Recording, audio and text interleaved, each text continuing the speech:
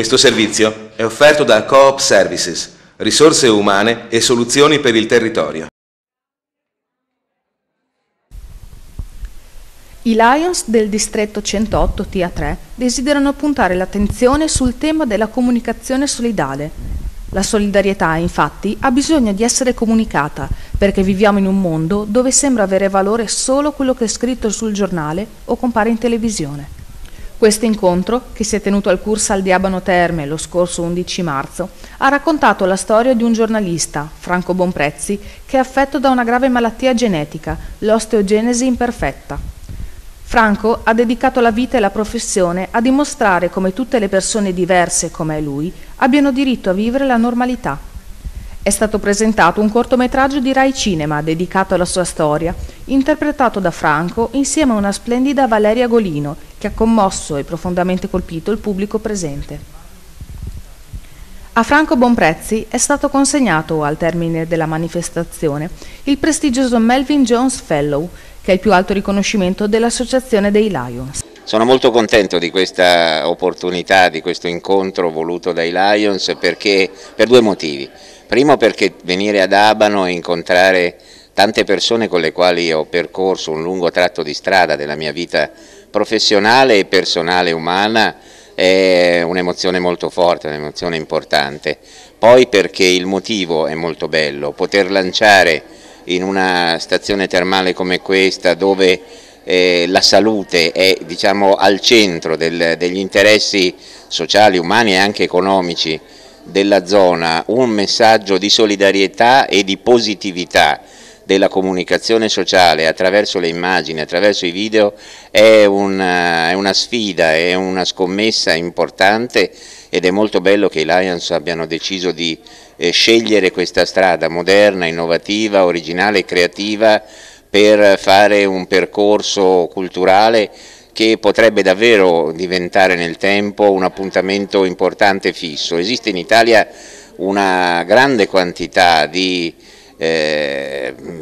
energie positive che hanno bisogno di essere solo veicolate per far conoscere quella parte del paese che non si rassegna al peggio, che non si rassegna al non far nulla, che sa quanto importante sia attraverso la comunicazione avvicinare tutti a dei messaggi di grande importanza che riguardano non soltanto le persone più in difficoltà, ma anche tutti quelli di ogni età, anziani, giovani, donne, bambini, che ogni giorno sono spesso dimenticati da una vita che si è fatta frenetica, veloce e incapace di rappresentare la realtà quotidiana. Spesso i video, i corti, quelli che vediamo oggi in questo appuntamento, riescono in pochi minuti a dare molto di più di quello che molto spesso anche noi giornalisti siamo capaci di raccontare nelle pagine dei giornali o attraverso i notiziari televisivi. Restituiscono l'umanità, la dignità delle persone e quindi dei valori che sono assolutamente fondamentali. Nel corso della stessa manifestazione sono stati proiettati altri corti di grande spessore, realizzati nell'ambito del progetto Per Fiducia di Banca Intesa.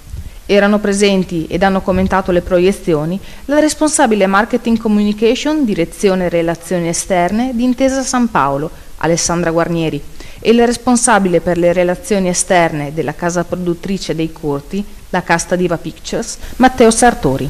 Parliamo di comunicazione solidale. Abbiamo invitato Alessandra Guarnieri, responsabile della comunicazione e marketing di Banca Intesa, per un progetto splendido che sta conducendo da parecchi anni, che si chiama Per Fiducia. Il progetto è un progetto il cui nome, titolo Per Fiducia dice già molto, chiaramente, no? È nato, come spesso succede alle cose belle, in un momento di crisi. Nella peggiore crisi finanziaria degli ultimi anni la banca si è posta una domanda, per fortuna, che cosa si fa in questi casi, no? Quando c'è un clima di sfiducia. Proviamo a dare un segnale, noi proviamo a dare un segnale in una maniera diversa che magari da una banca non ci si aspetta, un po' una prova di coraggio e anche di rischio, ma proviamo a usare un linguaggio che non è la pubblicità, andiamo in un altro settore, andiamo nel cinema e proviamo a dire che L'Italia è un paese che, come tanti altri, in questo momento è in crisi, ma ha uno strato di forza, di capacità, di potenzialità che ci devono ridare fiducia. E così è nato un po' questo progetto, quindi mischiando un linguaggio che era da un lato il mecenatismo della banca, dall'altro prendiamo il cinema come esercizio per vedere se riusciamo a passare questa cosa. Ci siamo fatti aiutare da grandi maestri del cinema, questo chiaramente aiuta, quindi siamo partiti con i 3 super registi, Ermanno Olmi, Gabriele Salvatore e Paolo Sorrentino, e da lì questo progetto è partito con un unico tema, un unico vincolo fondamentale. Le storie dei cortometraggi devono parlare di fiducia. C'è un altro protagonista di questo progetto che si chiama Matteo Sartori e rappresenta la casa produttrice di questi bellissimi cortometraggi. Io vorrei sentire da lui come sono nati e come si sono sviluppati i corti per fiducia. I corti per fiducia sono nati seguendo il nostro expertise cinematografico. Castadiva Pictures è la casa di produzione che io qui rappresento. Abbiamo girato come Castadiva 6 dei 9 cortometraggi che fino ad oggi compongono il progetto per fiducia, ed è stato un lavoro veramente di cinema, per cui direi che è stata una vera operazione culturale, di questo la Banca Intesa San Paolo deve essere veramente orgogliosa, e noi siamo contenti di averlo fatto per loro. A conclusione, un recital della grande cantante Cheryl Porter, che ha incantato il pubblico con la sua calda e magica voce.